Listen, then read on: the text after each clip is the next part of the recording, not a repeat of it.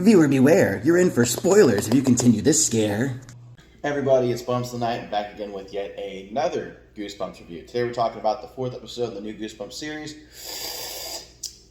Go Eat Worms. And honestly, for this one, I was surprised. Go Eat Worms follows the same cast of characters, because again, this is episodic. It's not going to be a constant, random, stagnant episode of the week, but Go Eat Worms follows a character we've only seen a little bit in the show. He was in the first one when he skateboarded off of the coffee shop roof, coughed up blood. He was in the second one where he jumped up and broke Isabel's drum, which kind of drove her to put the mask back on and beat his ass. She beat his ass. And then he's at the Halloween party. He keeps trying to get everyone to oh, want to watch me eat a worm? You learn more about him as he's this extremist kid who essentially his dad did extreme stuff. So he's following his dad's footsteps, and it's this I'm invincible, knockoff jackass character kind of deal. He's the stoner of the group. Anyway, at the beginning of this show, you see Mr. Brett essentially still looking for his friend, and Lucas finds an eyeball in his shed. The eyeball is Slappy's eyeball, I'm calling it. So anyway, Mr. Brett tries to get the eyeball back from Lucas at one point, and Lucas is like, no, get away from me. So it's determined that Nora had Slappy last, or dismembered him and then hit him somewhere. His mom, Nora, is single. She's the one who runs the coffee shop. His mom's actually having an affair with Margot's dad, who's the guidance counselor. So he catches his mom being dropped off by his guidance counselor, and it's kind of super awkward. So he ends up filming it on a GoPro, which, creepy dude. Then he kind of half-ass confronts his mom, and he's just remember dad? And she's just So then he goes to school. He has this weird, awkward, he keeps oh, I want to show you something. He tells Margot he's going to show her something, but it's got to be in his bedroom. Fucking creepy. I get what they're doing. They're trying to be funny. It's teen awkwardness. They go to his bedroom. He shows her the video of her dad and his mom. And this is around the time frame where, last episode, James's duplicate had told the girlfriend of Isaiah that he was with Margot. So she gets all, in her head about it because she's insecure, which, shocker. And she confronts Margot and Isaiah. And Isaiah's oh, I'm going to tell you the truth. She helped me cheat on my test.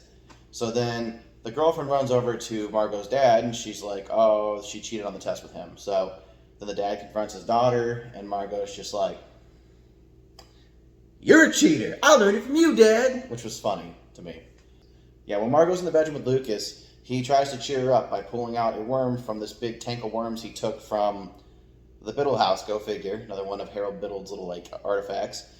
And he's oh, you want to watch me eat it? And as he's dangling in front of his face, the worm jumps into his nose. And after that, he walks her home, and he kind of feels weird. From there, he goes to sleep. Then we have a really, really, really subtle reference. You can hear in the background music as the worms are slowly creeping out of their tank over to him in bed. You hear some kind of string instrument as the worms are creeping over to him, and they all go into his mouth and nose and stuff. So he ate the worms unintentionally because he was unconscious, and they kind of they change his anatomy. He no longer feels pain. He realizes he gets knocked down some stairs at school the next day, and he doesn't feel it. So then he closes his hand in a locker, which we saw in the trailer, and his hand instantly repairs itself. So now he's oh, I don't feel it. I'm a daredevil now.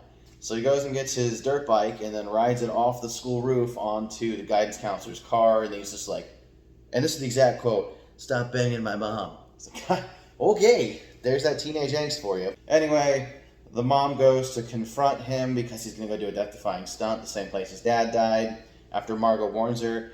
And after the mom explains to him that the dad more or less committed suicide, he freaks out, pukes, and then pukes a fucking... This is where it gets crazy. This is where the episode really kicked it up. Pukes a fucking tsunami of worms onto the ground. And then they have a mother-son moment where oh, I forgive you, it's all good in the hood.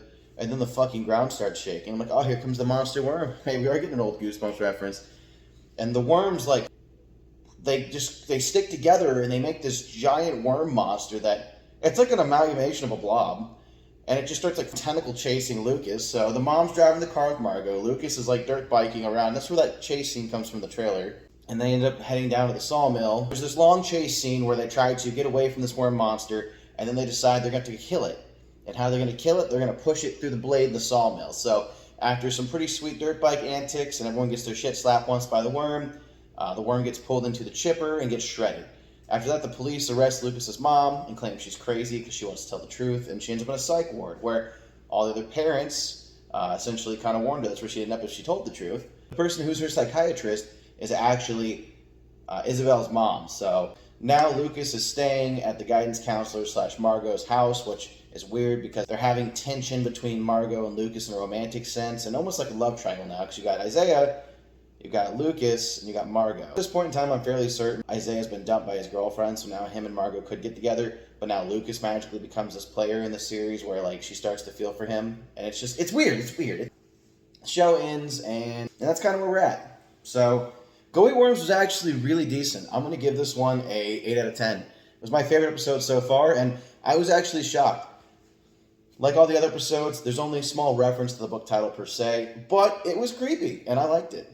I hope you guys enjoyed it. I thought it was pretty decent. But again, that's my opinion. Like I said, I think it's like an 8 out of 10. The next episode is Reader Beware, and then we won't have any new content for at least a week. So I'm looking forward to finishing this out, and I'm going to go watch that now. My only advice I can give you is don't eat worms, because if you do, you might end up losing all the ability to feel and or being puppeteered by said worms. With that being said, I'll see you in the next one.